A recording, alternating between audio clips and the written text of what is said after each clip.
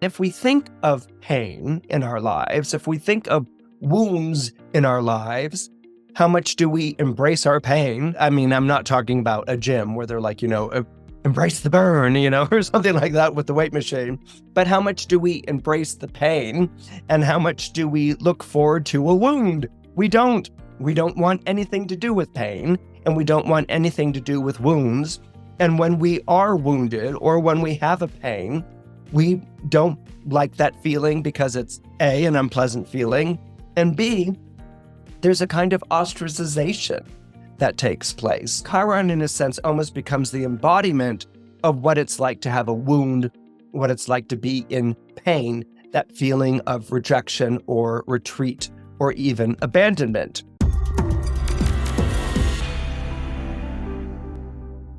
Hello, my name is Christopher Renstrom, and I'm your weekly horoscope columnist here on Astrology Hub.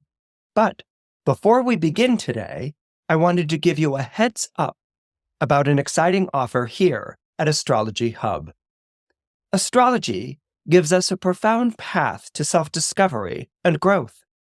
But let's be honest, navigating the complexities of astrology without a structure or guide can get a little overwhelming.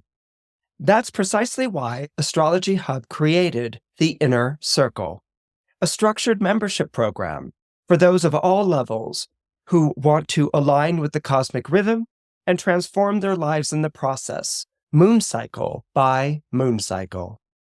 Right now, we're having a special promotional period that lasts through April 9th, 2024. And there are 2 tiers that you can choose from: Grow and Expand. Inner Circle Grow is for the astrology lover who wants bite-sized, seamlessly integrated daily wisdom. And Inner Circle Expand gets everything Grow members receive, but it's also designed for the astrology student who wants to learn the astrological language directly from the masters themselves. Lock in Grow for the founding member price of $17 a month, or get 45% off our flagship membership tier, Expand, by joining now. Among the many benefits, both tiers receive exclusive access to my premium podcast, which comes out every Sunday. And Expand members will also benefit from me as the Inner Circle teacher for the Gemini lunar cycle. That's when I will be teaching a masterclass on quincunxes and semisextiles. Honestly, I just can't wait. The cosmic timing is just right to try something new. So head on over to astrologyhub/morechristopher to learn more and join the Inner Circle. Now, let's turn our attention to the solar eclipse conjunct Chiron that will be taking place on April 8th. The solar eclipse that will be taking place on April 8th at 19 degrees Aries is extremely special and rare. The thing that makes it very special is that it is a visible eclipse to those of us living in the United States and the Northern Hemisphere, and so we will actually be witnessing it in the sky above our heads. Visible eclipses tend to be very rare. What also makes this eclipse extremely rare and special is that the sun will be exactly conjunct Chiron. Chiron, for those of you who may not be familiar with this particular character in astrology, is an asteroid. It's not a planet, it's an asteroid. And it's named after the famous Greek centaur Chiron, better known to astrologers these days as the wounded healer. Now, what's interesting about this conjunction between the sun and Chiron, archetypally speaking, is that both are related to one another in the Chiron myth. The sun is named after the Greek deity Apollo. Apollo was the god of the sun, the god of the arts, the god of prophecy, and the god of healing. So the sun is the embodiment of the Greek god Apollo. Chiron was raised by Apollo. Abandoned as an infant, he was rescued and raised by Apollo and taught the arts of healing by the sun god himself. So I find it rather fascinating that the sun, which is already exalted in the zodiac sign of Aries, and that the sun, which is exalted at the 19th degree of Aries, happens to be forming a conjunction to Chiron on April 8th. Any sort of conjunction of the sun to a heavenly body outside of the moon is very rare in astrology, and this is why astrologers are paying particular interest to this one. Many of us know Chiron as the wounded healer, and it sounds very optimistic, which is someone who is wounded themselves, having a sort of compassion and empathy for those in pain and tending to their various and sundry ills and injuries. So this sounds like it's going to be a rather optimistic and a very sympathetic figure. But like all things Greek, that's not exactly the origin of this story. In other words, Chiron doesn't start out as a particularly heroic figure. If anything, Chiron starts out as the lowest of the low in Greek society. Why? Because Chiron is the child of a rape. During the period of time when Saturn, who it was prophesied that one of his children would overthrow him, and Saturn, in response to this prophecy, swallowed each of his children as they were born, one of his children was secreted away. And the child that was secreted away from Saturn, right when he was born, was Jupiter, where he was kept hidden on an island in the Mediterranean Sea. Saturn, figuring out that one of his children had escaped his stomach, because that's what Saturn did. He swallowed each child as it was born to prevent them growing and becoming adults or powerful enough deities to overthrow him. So once Saturn found out that one of them had escaped, he went on the hunt.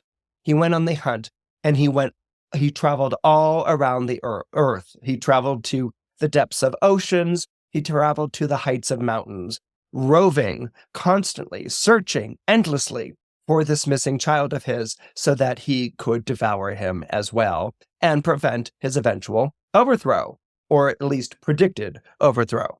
Now, while Saturn was scouring the earth looking for Zeus, he fell in love with a nymph named Philyra, and he thought she was the most beautiful, fascinating woman, and so he wanted to have her for his own. And Philyra didn't really agree with this idea. She was like, "Oh no, stay away from me." And Saturn was like, "No, I must have you." And she's like, "Oh." And so then this is what different divinities were basically able to do at the time, or nymphs, is that they could transform themselves. They could turn into different animals or birds or fish to escape the people who were pursuing them. And this is exactly what Philyra did. Philyra transformed into many different beings, but one of them was a horse, and she was galloping away from Saturn. And he transformed into a horse, and he pursued her in hot pursuit. And he basically had his way with her. He basically raped her. And so the product of that rape was the child Chiron. Saturn left to go on with his search for Zeus, and Philyra gave birth to Chiron. But upon seeing Chiron, she was horrified. Chiron was half human and half horse, just as Chiron was half immortal and half mortal. And she was horrified, not only at his misshapen look, but she was horrified that this was a child of rape. And she wanted nothing to do with anything that would remind her of that traumatic experience, which is completely understandable. So what she did is that she left this half human, half horse figure on the side of a mountain. This is what people did in ancient Greece to children and babies that they didn't want. They would expose them. It basically meant they would go and leave them on the side of hills and let nature have its way. And so she did this, but she also didn't know that Chiron happened to be half mortal and half immortal, and he survived what would have been something that would have killed any normal infant. So Chiron talks about a character or a demigod who wasn't wanted by his mother, who was abandoned by his mother. But Chiron was also equally abandoned by his father. What's Saturn doing? Saturn is searching all the four corners of the world looking for a son, a true divine son who could overthrow him like his brothers and sisters. and wants to swallow him so that he can prevent the prophecy from taking place. At no point did Saturn pause to think that maybe Chiron could do such a thing. No, he just knew that Chiron wasn't of pure Greek celestial blood, and so there was nothing to worry about. Basically, it was a bastard child, and he was just could care less about what became of it. It's important to know this about Chiron's background because it shows and demonstrates how lowly his origins were and how much Chiron was associated with something that was seen as repugnant or something that was seen as rejected.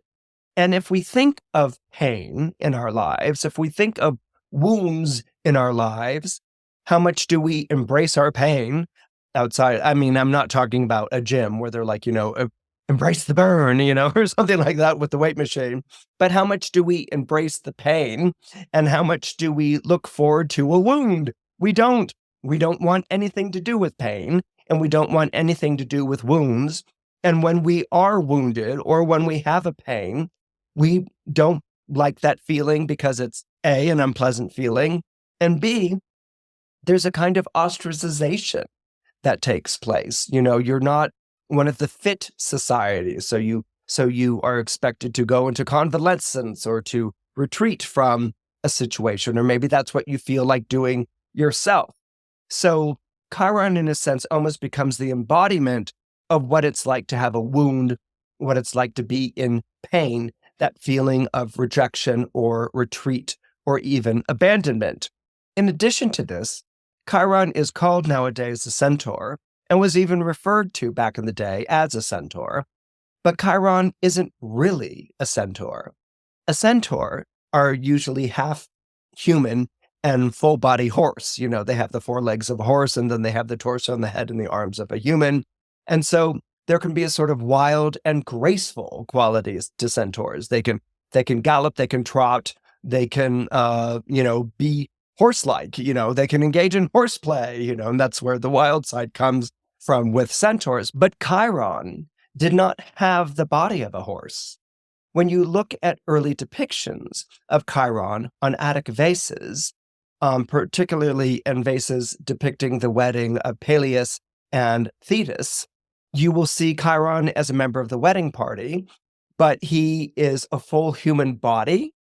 And then outside of the back of the bottom of his spine comes the body of the horse.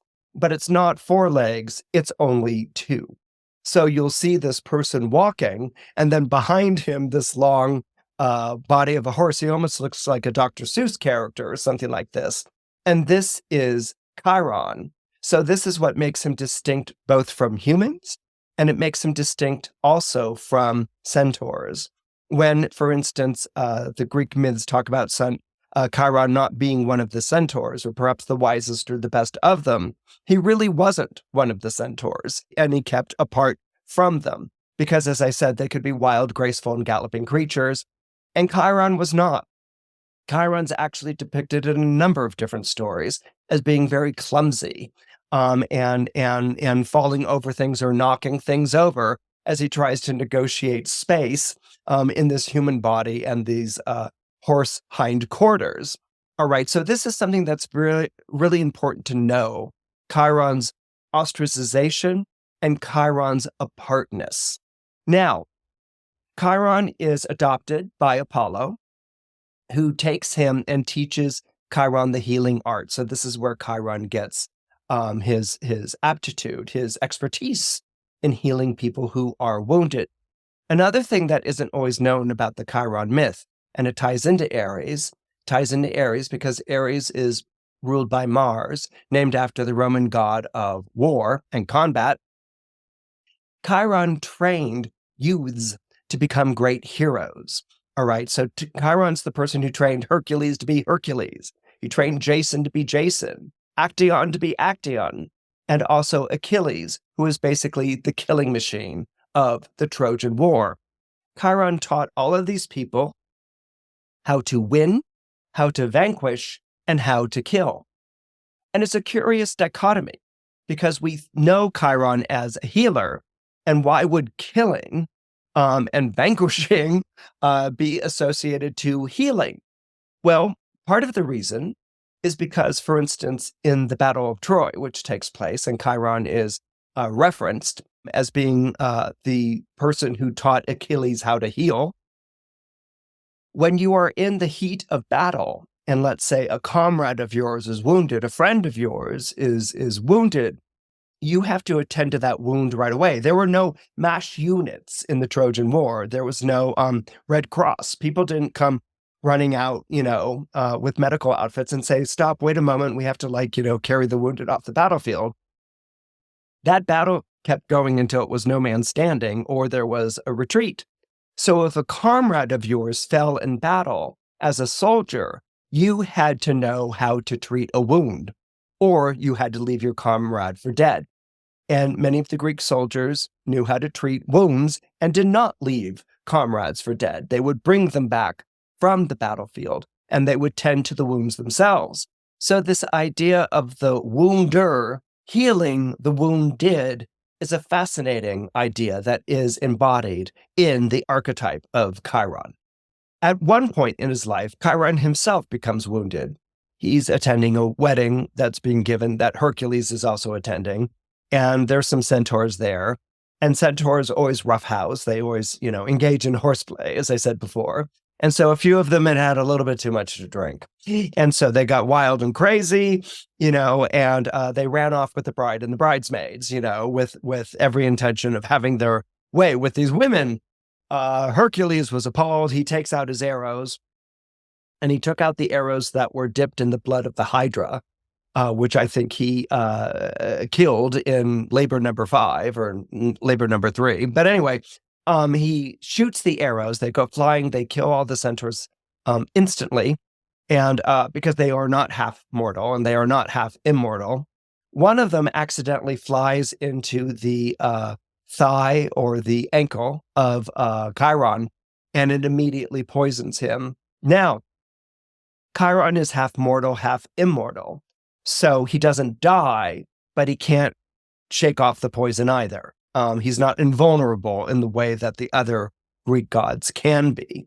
And so he lives with this non-ending pain for the rest of his life until he exchanges his life for Prometheus's and goes from being a mortal creature or half-mortal creature to being given a place in the high heavens. But so until that time, he is in agonizing pain. And this is also what we see when we look at Chiron in an astrological chart.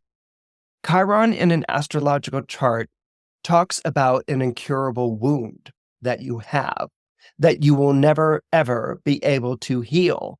But you can heal a similar wound in other people. So to sort of work with that idea, Chiron tends to the wounds of others, but he's in exhausting pain, and he's often left very exhausted and anguished as a result. This is how Chiron will manifest in your horoscope. It will manifest as this wound that you cannot cure. Now, a lot of times we think, okay, if we're in pain, we can take it, or we'll be noble, or, Chiron again is showing a compassion to other people, maybe even self-sacrifice. I'm in pain, but I will administer to your wounds and to your pains and ills. That's not really how Chiron works in the horoscope. I want you to think for a moment if you've ever had an injured animal. All right, maybe it's a cat or maybe it's a dog. It's hurt itself.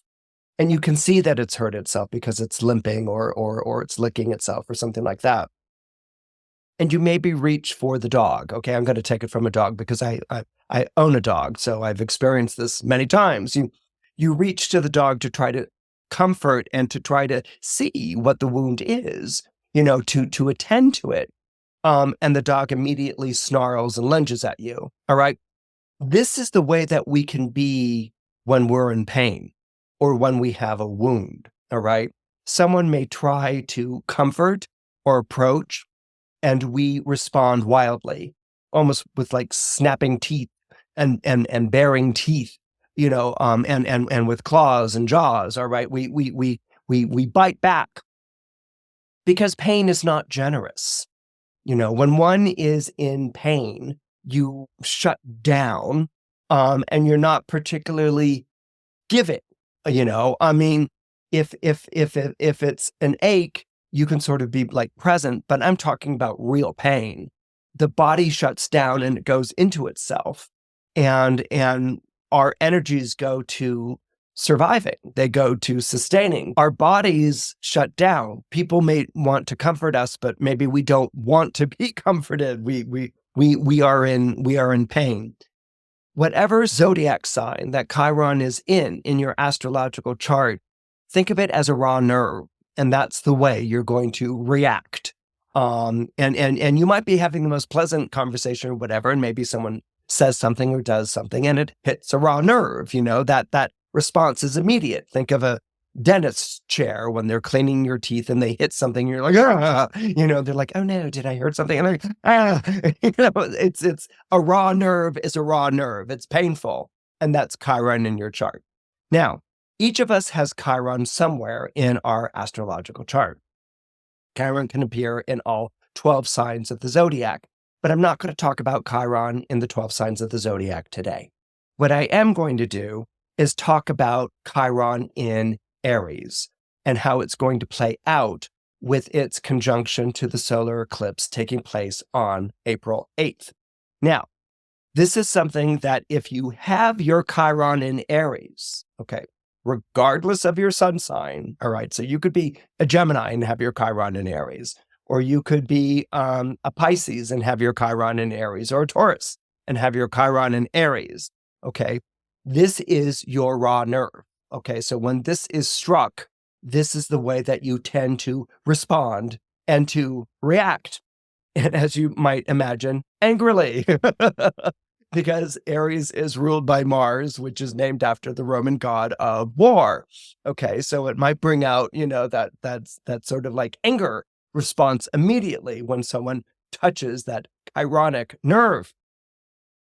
But let's kind of isolate it or identify what are the particular qualities of Chiron in the zodiac sign of Aries. What you want to do when you look at Chiron in a zodiac sign is you want to ask yourself, what is painful about being this sign?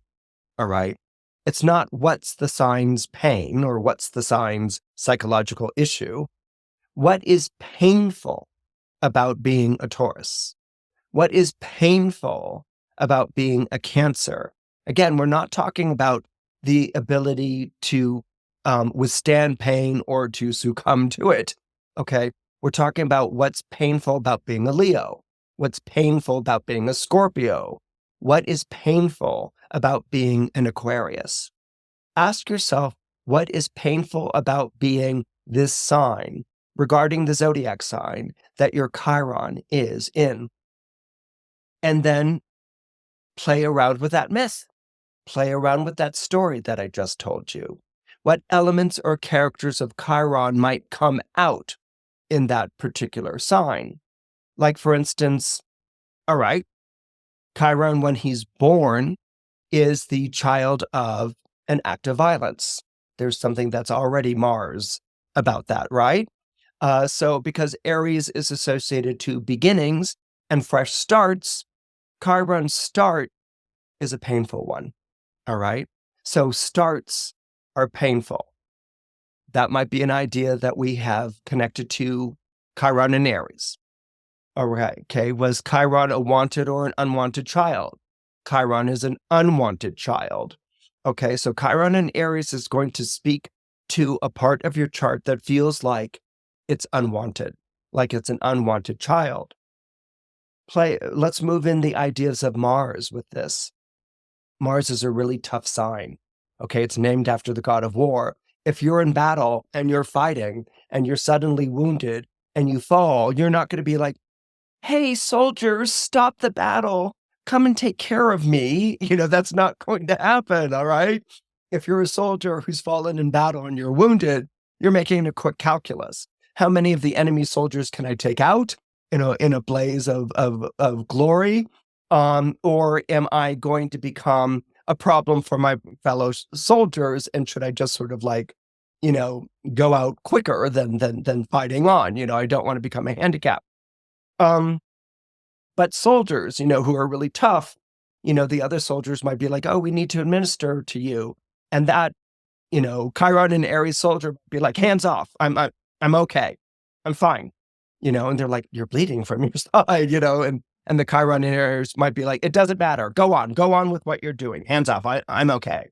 So there can be a hands off quality to Chiron and Aries, like back away or it's no big deal. Like I'm fine. Okay. That can be very Chiron and Aries. Also the idea of I can take care of myself. Let's tune into the rugged individualism that is associated to the zodiac sign of Aries. People don't do for Aries. People don't wait on an Aries. People don't serve Aries. People don't like console Aries. Aries is I can take care of myself. And so there could be this kind of like pushing away that you can get with the astrological sign of Aries. Because Aries is Mars ruled, it has a tendency, especially when you have Chiron in Aries, although this might apply to Aries in general, it has a tendency towards I hurt myself rather than I heart myself. Okay, that might sound a little cheesy, but it's the best way to express this type of energy. Instead of loving oneself, okay, Aries has a tendency to hurt itself, to be down on itself. It can even, in extreme cases, become expressions of self-harm. And that's because Aries is so angry at being in pain that it's mad at itself for being in pain. All right. And if you think of soldiers on a battlefield, and let's transport ourselves to soldiers on a battlefield in the Trojan War, you are disposable. You don't want to bring shame to your army. You don't want to be a bane to your fellow soldiers. You are disposable. And what you want to do, especially if you're a Greek soldier, is you want to go out in a wave of glory. You want to take out as many enemy soldiers as you possibly can. So this I hurt myself instead of I heart myself is very strong. Aries can be very stoic, and it's not the most self-nurturing of the zodiac signs. And finally, let's bring it back to the idea of Aries as spring equinox and being the first of the 12 zodiacal signs. Why? Because in the northern hemisphere here, where astrology originates, the spring equinox begins the agricultural year. And what you can have with a Chiron in Aries is what I call a failure to launch. It can be an inability to get something up and going, that no matter how much you vow or commit yourself or whatever, it never seems to get up and going. Or if it gets up and going, it's a paltry beginning and not a glorious beginning.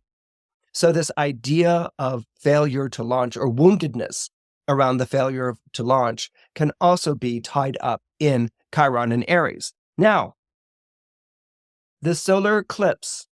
What's a solar eclipse? Very, very quickly. Solar eclipses used to be the bane to the existence of rulers everywhere, because a solar eclipse always signaled that there might be a fall or demise or departure of a monarch. So solar eclipses naturally made kings and queens very nervous because they would look up in the sky and the moon was heading in front of the sun. It was blocking out the stars, or it was blocking out the light of day. And people would be like, oh no, there's a solar eclipse. And then they would look back at the castle maybe and be like, I wonder if King Ferdinand is going to bite the dust. So it actually famously comes together in the story of Julius Caesar and the Ides of March, because they could never tell, and if you're familiar with the Shakespeare play, there's a prophet who says, Caesar, beware the Ides of March. And Caesar's like, because there's a predicted eclipse. And so they could never really determine whether the eclipse signaled the fall of monarch or ruler, this Caesar in this case, or whether the eclipse gave Caesar's assassins ideas, that we could assassinate him now around the eclipse, and everyone would say it's the eclipse's fault. So it was never really determine how much of that was divine and how much of that just gave the assailants the idea of taking out Caesar. But in any case, that's what eclipses, that's the traditional meaning of the eclipse, is like the fall of a person in power. Nowadays, they're interpreted more along the lines of these sudden bursts of energy, because the sun is hidden by the moon, but it doesn't disappear entirely. It becomes like a ring around the moon. So it almost becomes like an eye in the sky. And so it's almost like a hidden quality of the sun comes bursting out. We're used to this idea with the new moon, where the moon comes in front of the sun once a month and blocks its light. And the moon's light disappears in the sky. But this idea of a blind spot or a wild impulse becomes very powerful.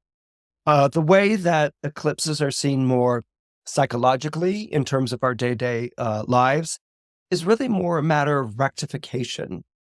And it asks, am I on the right path or not? Usually is the idea that will come out during the time of the solar eclipse.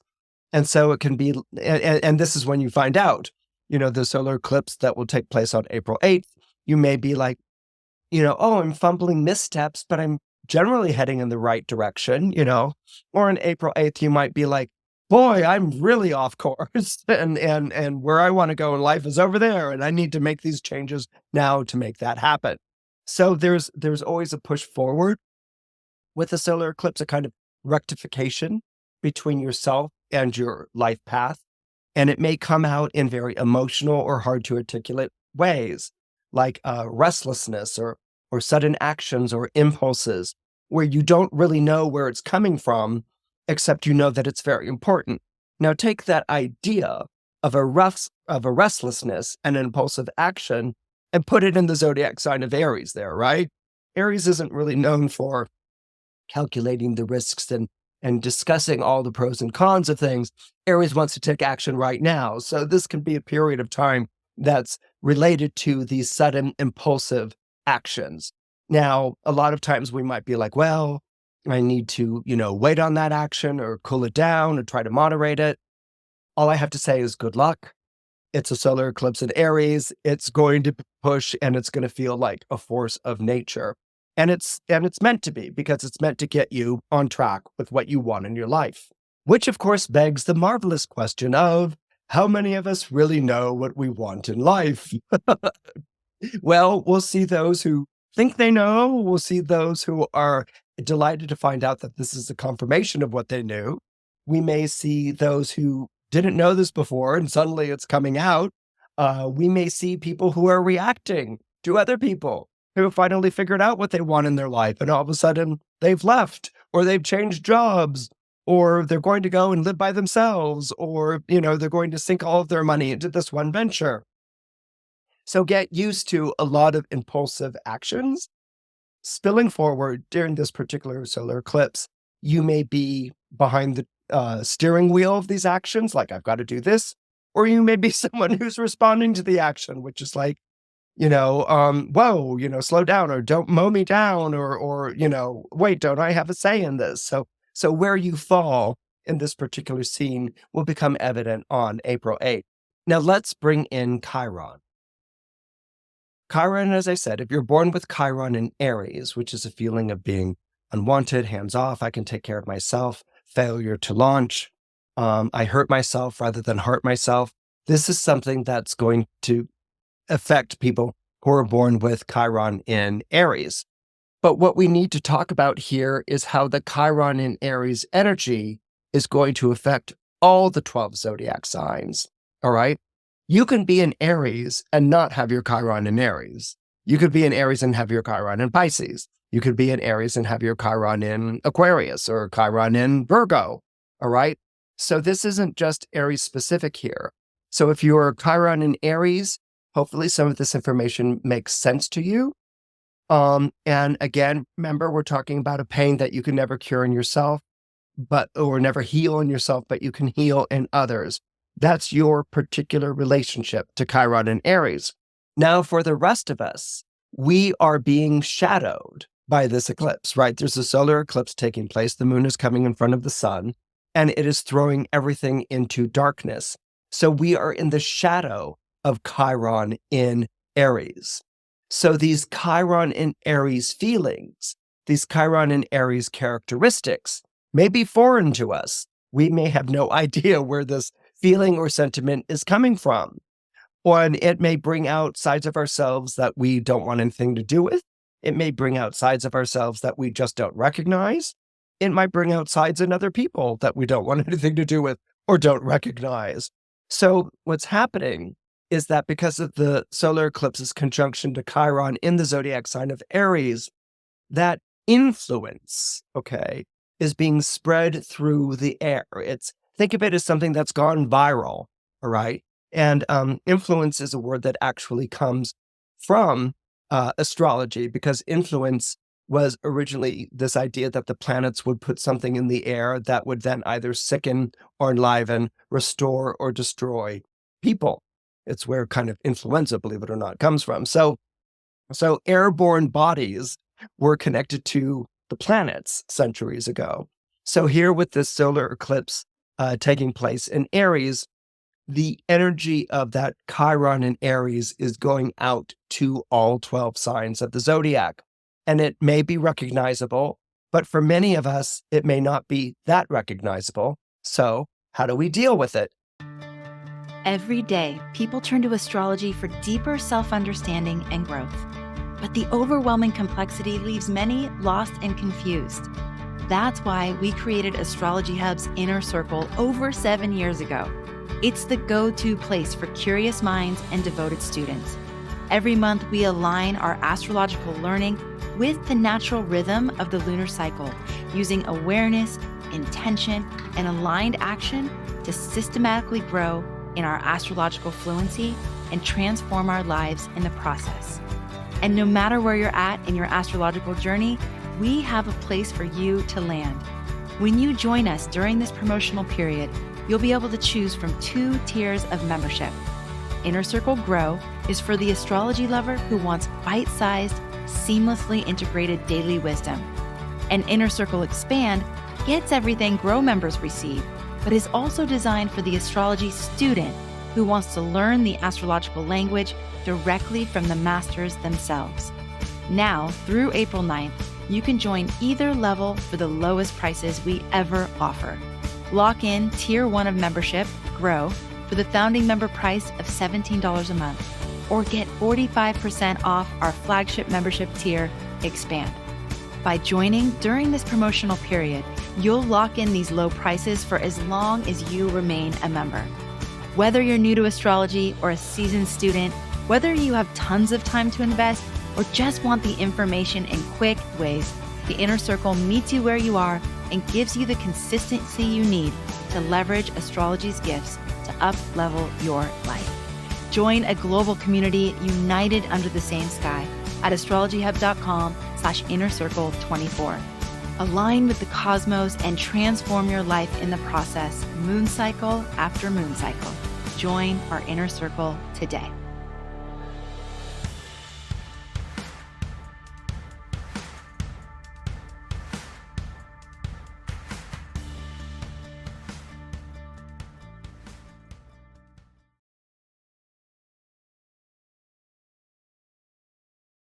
If you're born under the zodiac sign of Aries, basically the lights went out in heaven. In other words, the sun was in your sign, the moon came in front of it, and the lights went out in heaven. There, you have dark in the middle of the day. And so you may feel all of a sudden that you have lost your way, that you don't understand where you're going at all, and that you can't find your path. This solar eclipse is going to point the way, but not in a way that's discernible. It's going to point the way with a feeling that you have in your gut.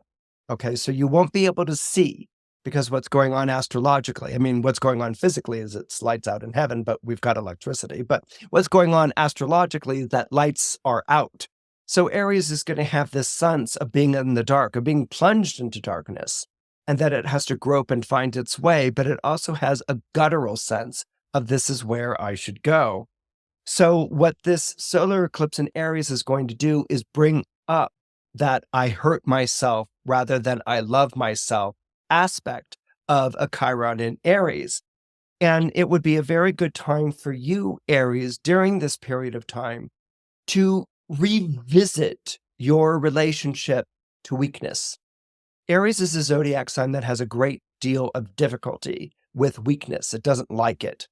And it doesn't really like it in other people, which is strange because this is a zodiac sign that's so connected to rescuing people from danger or from peril.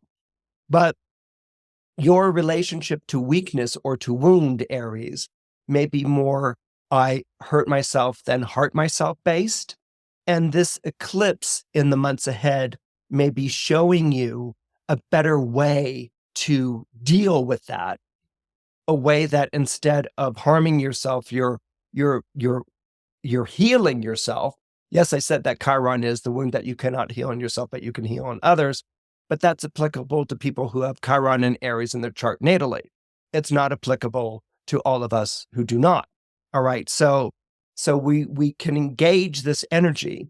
And the challenge for you, Aries, in the next number of months, really a year ahead, because the solar eclipse lasts a year, is to find a better way to relate to your pain and a better way to relate to what you think is weak. The Chiron in Aries conjunction to the solar eclipse is going to bring out the idea of sacrifice.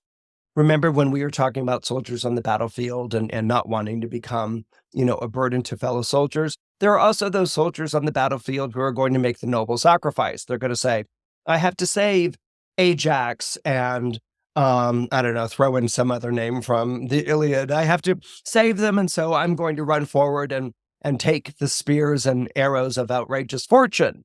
Okay, so the idea of sacrificing oneself heroically is a very Aries idea. If you remember that Mars, the god of war, is the ruler of Aries.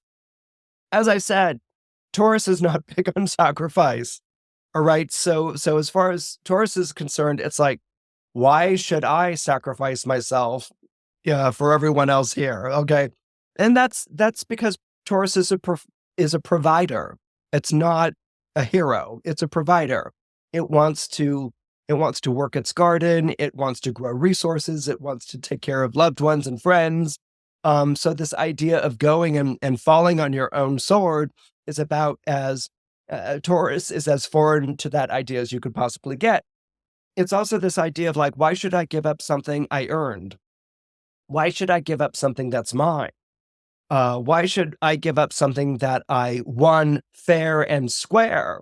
And these are questions, Taurus, that are going to be coming up for you as you're being asked to make a sacrifice.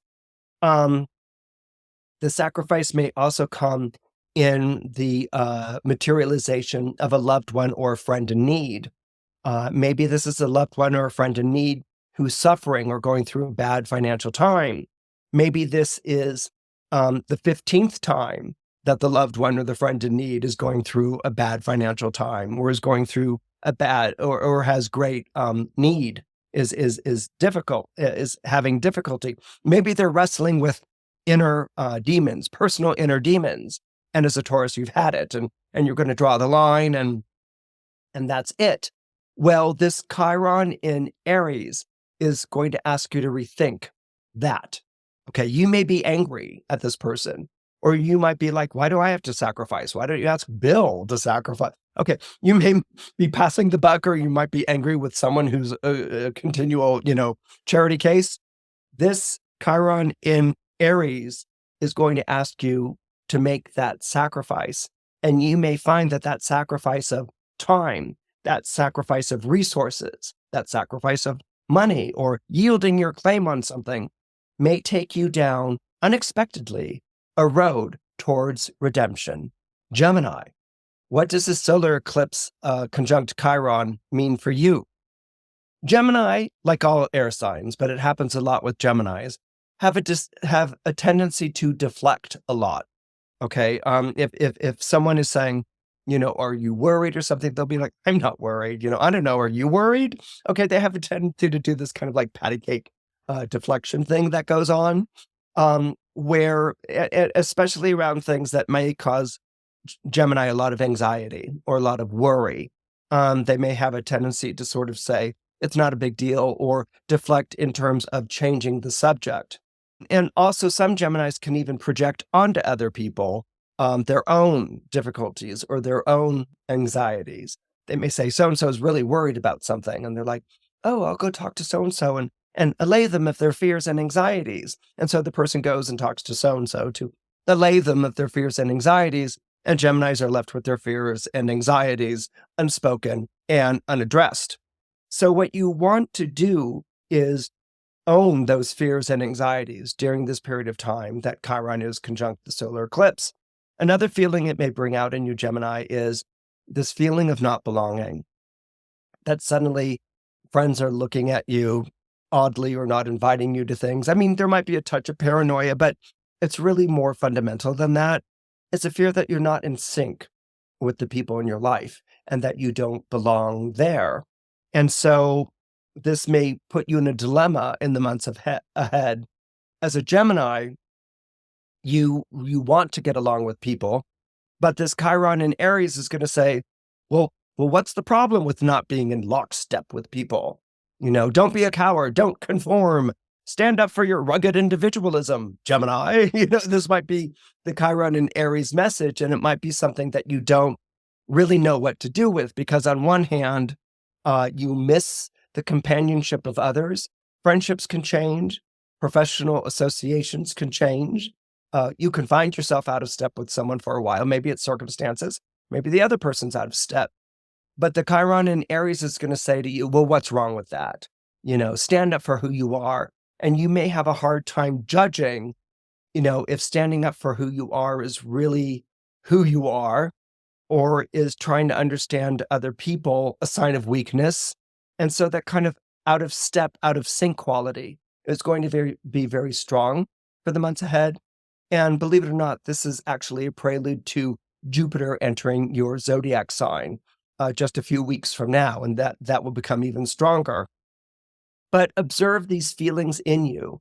And if you're feeling anxious about something, instead of getting into that Chiron in Aries, like I can take care of it, nothing to see here, I'm fine type of thing, try to express it without deflecting it or diverting someone else's attention, because you may need that close companionship right now, and you may need someone whom you can share and divulge these anxieties and worries that you're going through.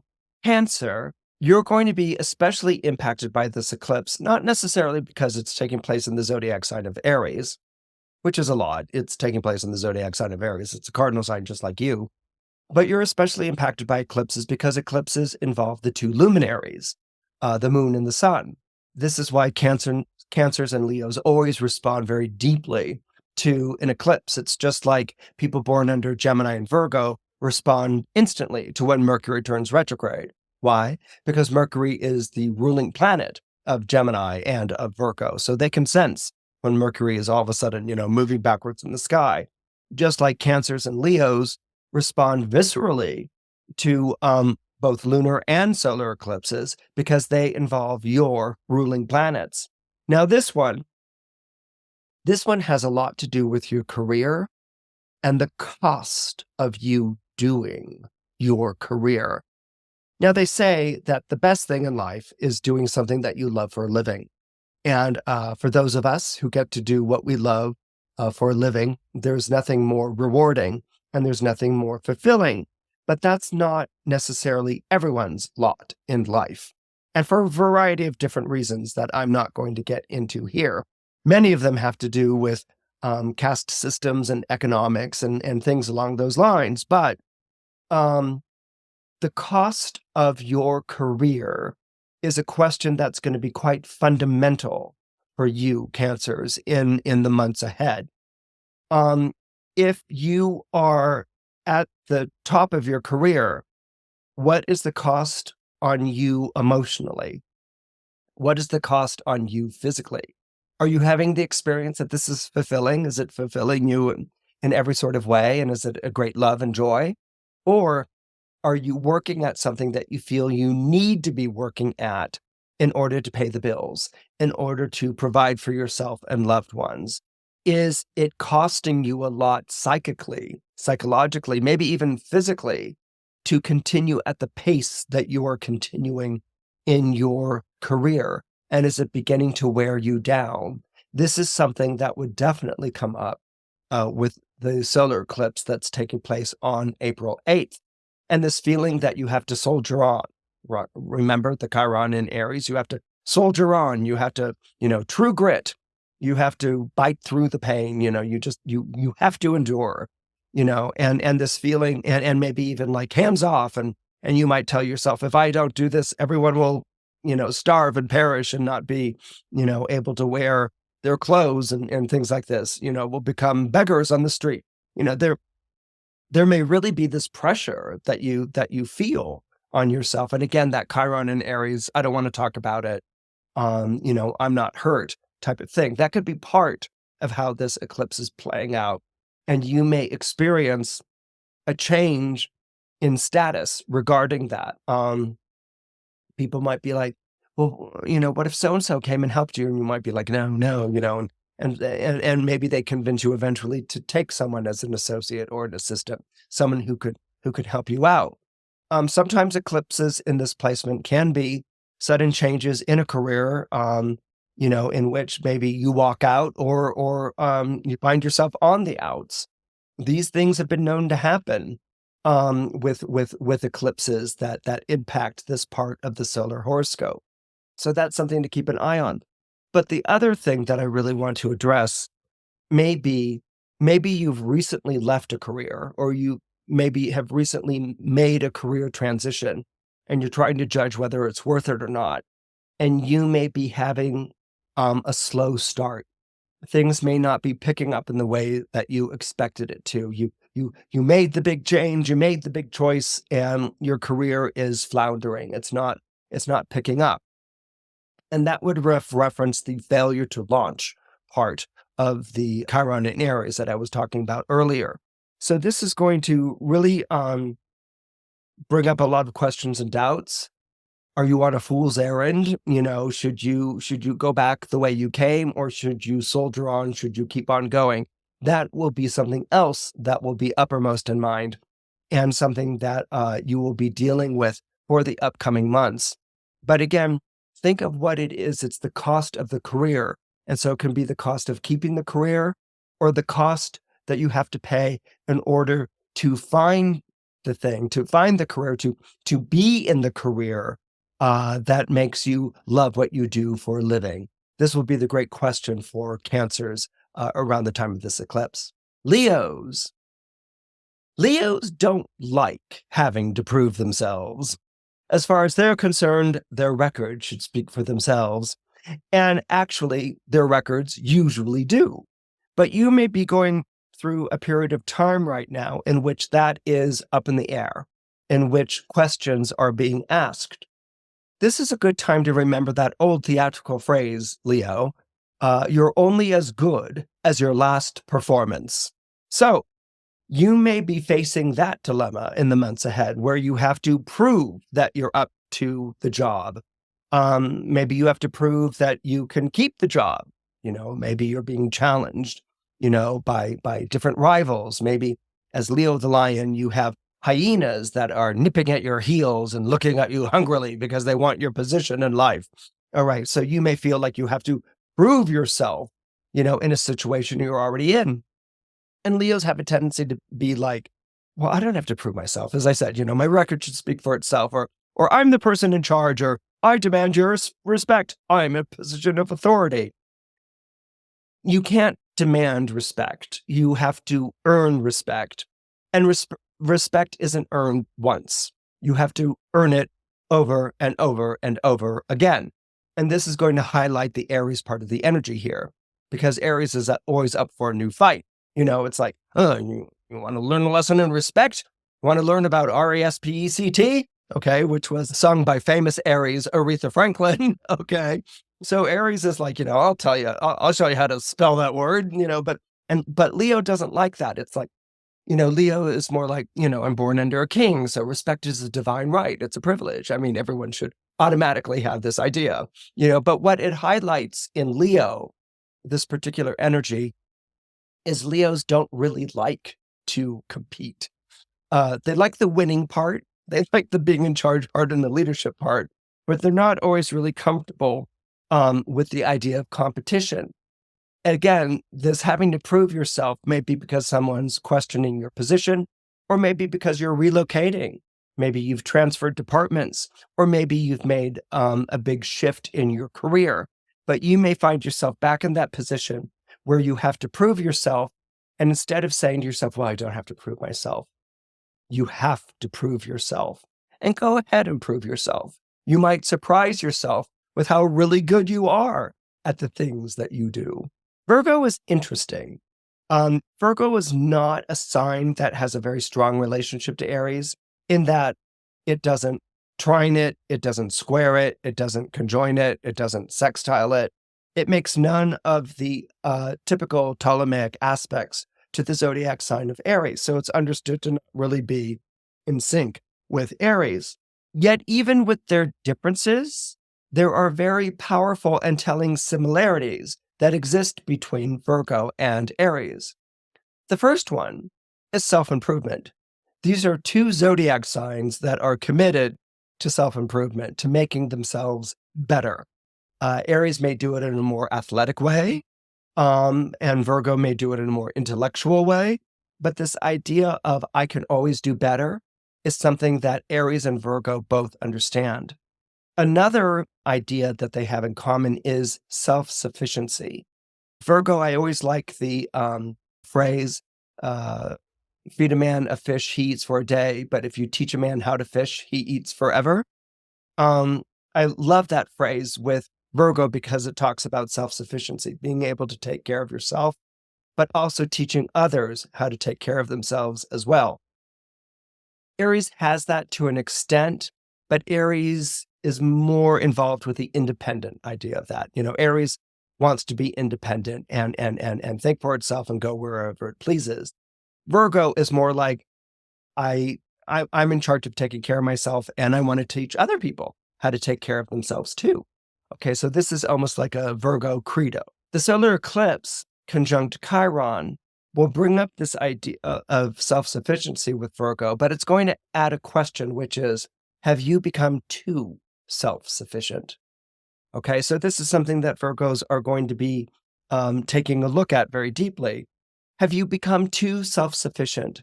Have you become so self-sufficient that you don't need anyone else? That can either result in you being alone or apart. You can be in a relationship or a family and still feel alone or apart, okay? But does that make you feel like alone and apart? Like I take care of myself too much, and so I don't really allow others to take care of me? Or does that self-sufficiency, is it so strong that you are surrounded by dependence in your life?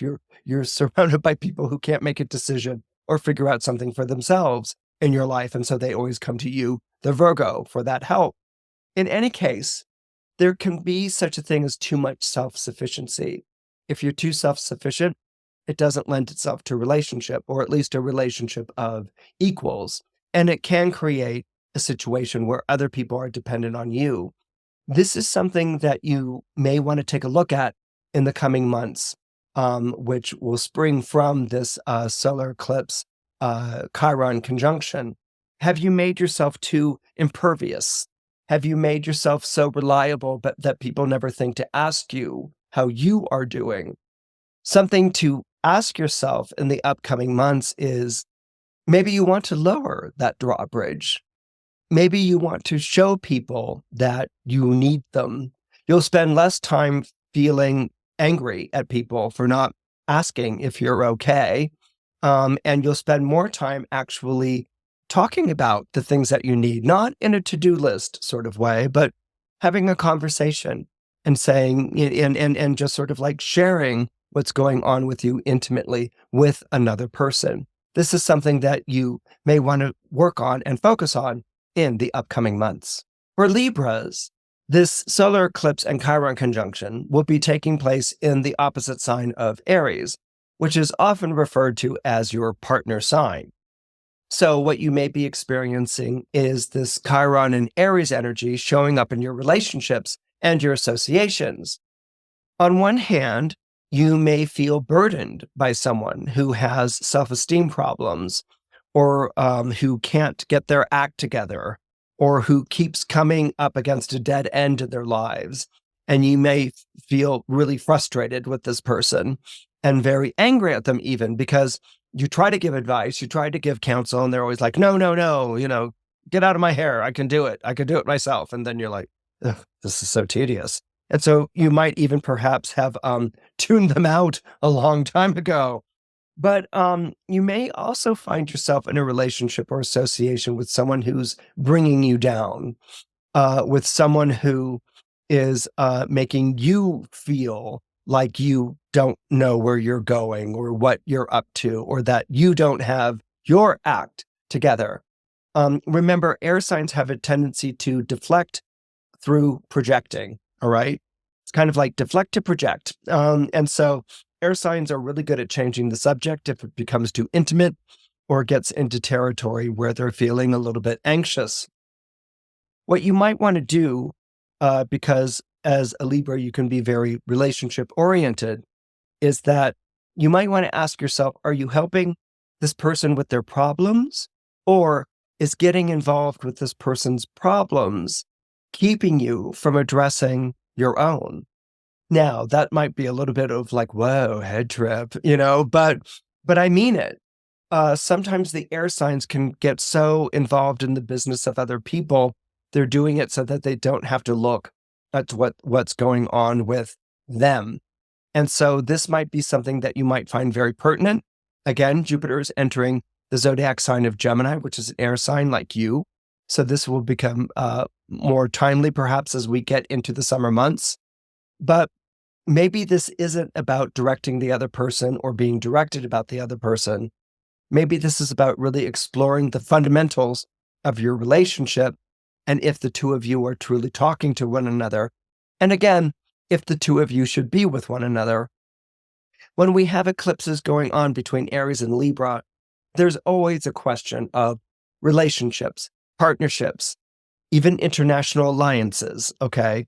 Like, hey, you started out on my side, but now you're not, or hey, I have a right to go and, invade this country, and who's with me? Okay, so even, on international stage, you can have a shift or dramatic shift and change in relationships and associations.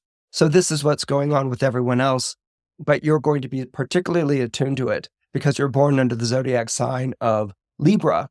And so here you might be faced with the Libran dilemma of needing more me in your we. Fire signs are me oriented, with the letter M and E. So they're very much about individuality. But if you take that M and flip it upside, you get W, we, and that's very much an air sign sensibility. So fire signs always have to work on their we and their me. And air signs always have to work on bringing more me to the we. And that may be something that you'll be focused on in the months ahead. Scorpio, this solar eclipse is going to be hitting the raw nerve of any ideas dealing with the idea of work and service in your astrological chart. You may be feeling particularly touchy, reactive about feeling subservient. You may be very keyed in on when you feel like you're getting the short end of the stick, or when you're being exploited in some way, and you might find yourself starting to get really, really angry about that. Scorpios are in kind of a soft spot here. You just went through the South Node going through your zodiac sign. Pluto has just emerged into Aquarius, so it's kind of squaring your sun. It's sort of squaring that Scorpio energy right now. And there's a feeling that you might not have a solid grip on the things that you felt like you had a solid grip on before. And again, anything that makes you feel subservient or out of touch or enfeebled in any sort of way, you may have a very powerful reaction to that, and one that's going to be sort of very angry and in your face, okay? And that, of course, is talking about your sibling sign Aries. Aries shares the same Mars ruler that you do. But you may also have these feelings about work. This feeling that, am I getting anywhere? in my life. I mean, I'm working hard, I'm knocking myself out, and am I getting anywhere with all of this? Is this an exercise in futility? And so you might be taking a sort of negative view of work, and also feeling that I can't really give up this work. This work is so much who I am.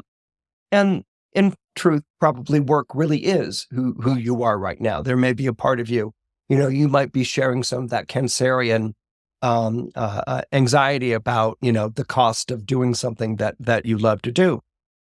So this idea of like, is my hard labored life an exercise in futility? Or we can flip that to this idea of, is my work a work in progress? Is it something that never ends, but it's always evolving? If you can make that shift to seeing what you do as a work in progress, if you can make that shift to seeing what you do as always evolving, you might actually hit upon something that may feel a lot more fulfilling in your life. A lot of times when we work very hard, we can sort of work hard at working hard, and we can do that for a variety of different reasons. And right now you're feeling very much under the wheel with all of that. But if you see it, not like the payoff that's going to reward me further down the line, but that the payoff is now, that I am a work in progress, and that I am connecting to the things that really make me feel fulfilled in my trade or in my vocation or what it is I do, that may really help to center you and to connect you to your own internal gyroscope, so that in the months ahead, when you feel like you're kind of like in the dark, or when you're very sensitive about like, they're going to exploit me because they know I take my job seriously, and what do I do with that? To sort of bring that power back to you. If you love what you're doing, then that's the only thing that matters, no matter the money you're making or not making. And if you follow that joy will definitely take you through the tunnel and to the light at the end of it. Sagittarius. The solar eclipse is taking place in that part of your chart that deals with love and delights. And you may be experiencing anything but delight with love nowadays. I.e., your love life might be rather difficult or troublesome, or a loved one may be going through something that's filled you with great worry and fear and trepidation. It could be a close friend, it could be a child or relative, it can be a lover. What's going on here is something that anyone who loves something or someone else, could be a pet, anyone who loves like that feels, which is that there is no greater hell than seeing a loved one in pain. All right. It's something that really can become intolerable. And you may be experiencing this right now in your life. As I said, it could be a lover, a child, a relative, a friend, a beloved pet. Someone who's going through a very difficult time, but they are in pain. And it's important to remember that when someone is in pain, they are not generous. They are not on their best behavior. But at the same time, they are also not themselves. The pain has taken over, and they're struggling with that. They're battling with that. So what you may find yourself asking in the months ahead is, how can I be there for a loved one in pain? I can't take the pain away. I wish I could take the pain on myself, that I would suffer instead of this person. But this person's in pain, and they're being driven crazy by it, and I'm being driven crazy watching them be in pain. What this solar eclipse in conjunction to Chiron and Aries can teach you is pain. It's not about taking the pain away. Chiron was a healer. He wasn't a miracle worker. All right. He didn't cure. He healed, or he worked with pain management. And sometimes when we go through periods of time like this, What's really important is finding a way to be there for someone in their pain, because pain can bring a lot of lashing out. Pain can bring a fear of being disposable or left.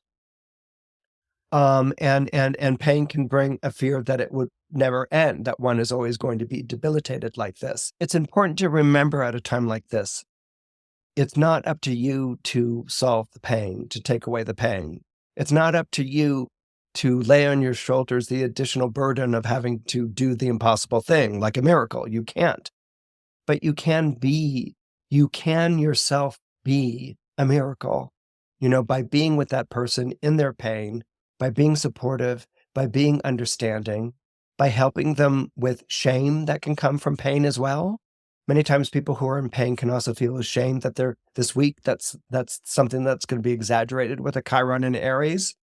So the more that you can bring your humor, and your faith to the situation, even if you're not feeling particularly optimistic yourself, but putting your faith in life, putting your faith in the understanding that pain doesn't last forever. It doesn't stay that same degree of pain constantly.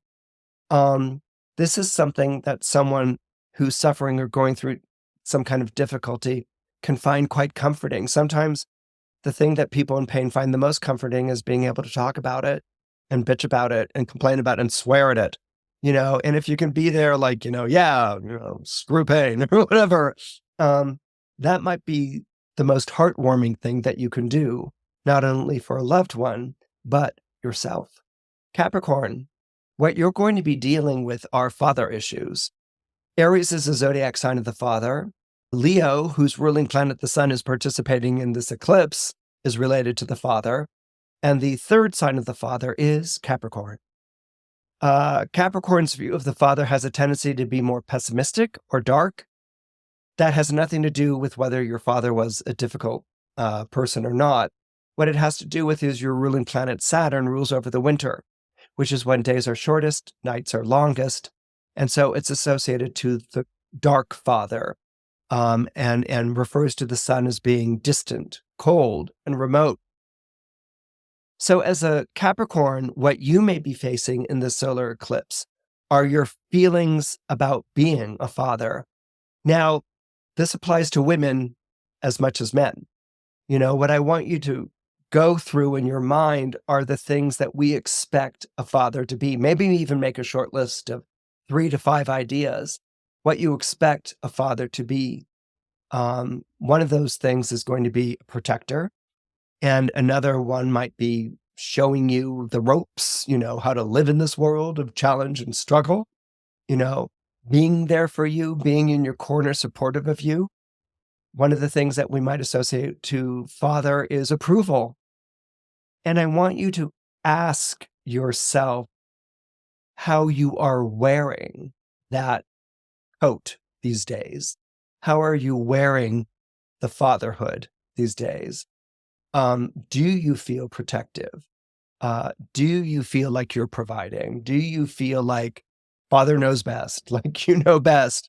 How are you dealing with authority?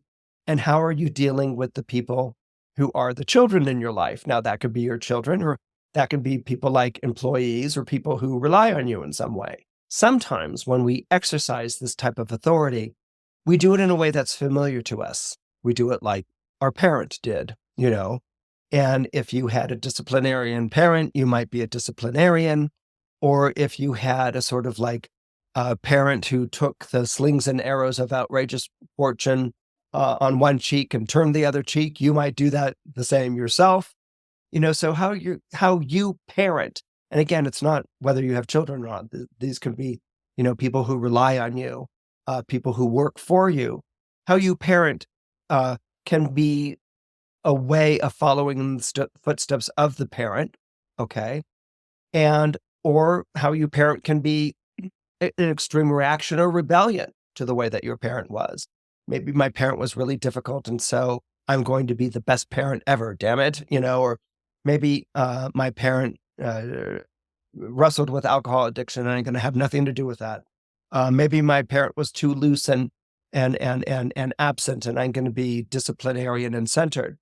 So the way that we parent can be how we model ourselves, or it could also be a reaction to that parent was. It can, by swinging between these two ideas, have nothing to do with the way that we would naturally parent, all right? And this might be what's coming up for you. You might find yourself questioning authorities in general. You might find yourself questioning whether you have what it takes, whether you're a good authority or not. And you might be doing it the way that you learned, or you might be doing it in rebellion to what you learned. But what this eclipse is going to talk about is you finding the way that you want to do this. And that, as a Capricorn, might be very anxiety producing. It's like, what if I don't know how to do it, or I'm not good at this, or whatever? You might be the politician that suddenly someone hands you the baby and you're like, oh, but you have to take a photo op, smile at the same time. So you're kind of being handed this authority or this parental role, and it's a struggle, and you may have a lot of doubts, but it's also good for you because it's time for you to grow into this. And I think that if you can embrace that adventure, you might find that you're a lot better at doing this than you previously thought. Aquarius is a zodiac sign that I've always seen struggle with its ego. Now, usually we talk about ego in terms of the sun, because the sun is the central light of our solar system. It brings heat and light to our day, and Leos are ruled by the sun. All they do is talk about themselves, which isn't true at all. Leo stands for individuality and for each person being true to themselves. If you're familiar with that phrase, authenticity, my authentic self, that was coined by a Leo. Okay, so being authentic, being who you are, is a Leo cardinal virtue. Now, when we get to Aquarius, which is the opposite sign of Leo, Aquarius doesn't know what to do with that. It has a very strong sense of itself, but it wants to know what everyone else thinks.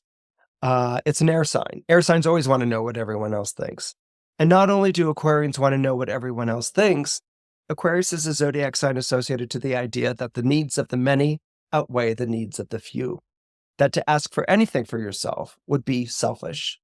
So Aquarians, like air signs, will deflect the attention from themselves, change the subject, talk about you instead or someone else. So during this period of time where you have this, and remember, the sun is exalted. Okay, the sun rules Leo, but it's exalted. It's most celebrated, most powerful in the zodiac sign of Aries, because it's got to get those plants up and going to start off the spring.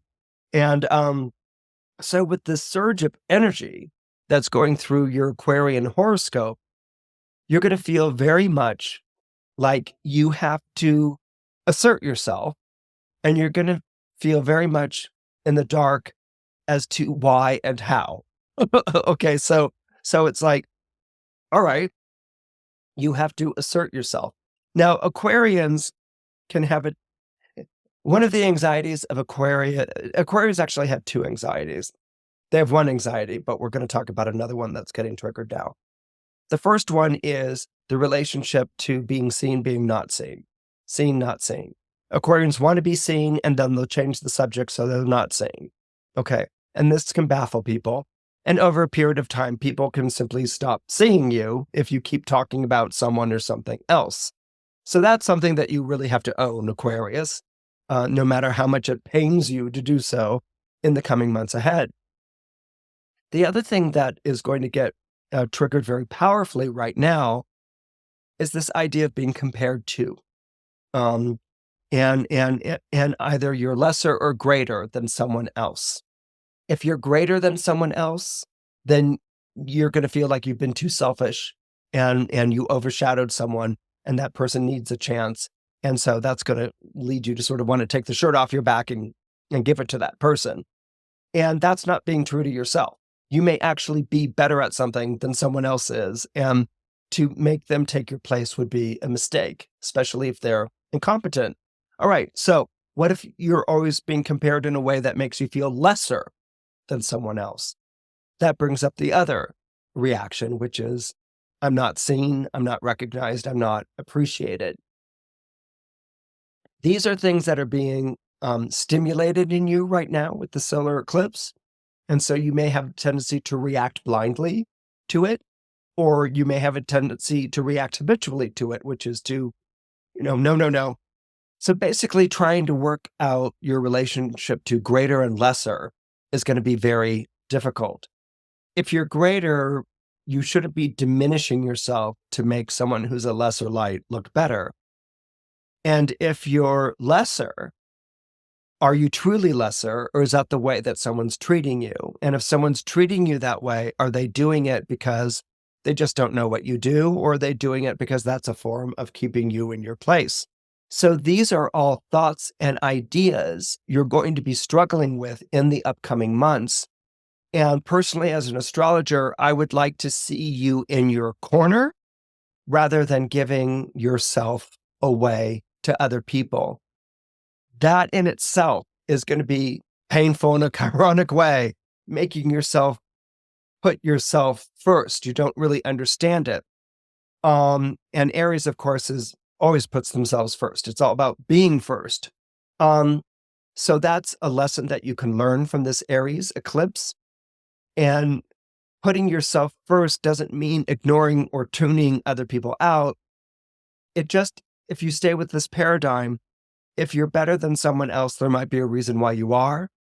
And if you're lesser than someone else, someone may not appreciate what you do. And so you need to express that more authentically. Or someone may also be trying to keep you in a subservient place. And that might also be something for you to take a look at. And now to Pisces.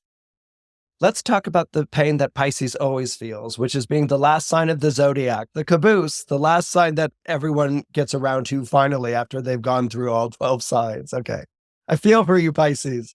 But the pain that we're going to be talking about is the pain that's associated to Chiron and Aries, which is being triggered, regardless of whether you have Chiron and Aries or not, as a result of this solar eclipse on April 8th. What I see with you here is you dealing with the pain of having to take it. All right. Pisces is often talked about as being very self-sacrificing, as maybe even a martyr, as maybe even like, oh, Pisces, you love your pain. It's all you talk about is your pain. People kind of foist their pain off onto Pisces because Pisces is a zodiac sign that's very familiar with pain. They've experienced a great deal of it. But Pisces is one of those few signs that make themselves available to other people's pain. Pisces just naturally knows how to commiserate. And so what can get assumed here is that Pisces can take it, that Pisces maybe even likes pain and that they can endure it, or maybe even goes and looks for it. And what that comes from is people's fear of pain being projected onto you. They don't want to be in pain, and so they make light of other people's pain or they ignore it. But what you may be feeling very strongly right now is that there's an expectation in your personal life or in your professional life that you're just supposed to take it, that you have unconditional love, that you have endless patience, that you're such a saintly sign that you can transcend all of this and this is what your sign was designed to do anyway. And you may be feeling very much like you've had it, all right? That you've reached the end of your rope. Now, Pisces reaches the end of its rope on a regular basis. I've reached the end of my, and they're very focused on reaching the end of their rope because, again, there's that fear that if they don't announce that they're nearing a breaking point, that they're going to go under altogether. Or reaching the rope is your way of saying, I mean business and I'm serious now, But here with this eclipse and with what's going on with you astrologically, you are really reaching the end of your rope. That is an actual reality. And